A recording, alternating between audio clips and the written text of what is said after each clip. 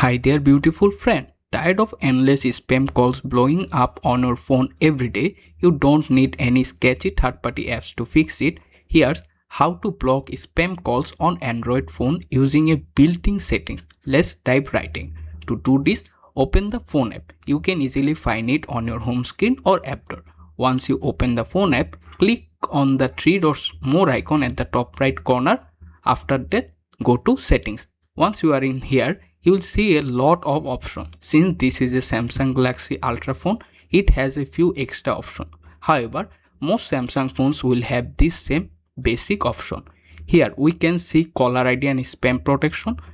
After clicking on that, it will ask you to turn it on and you will see block spam and scam call. You can either select block all spam and scam calls or only blocking high risky scam calls.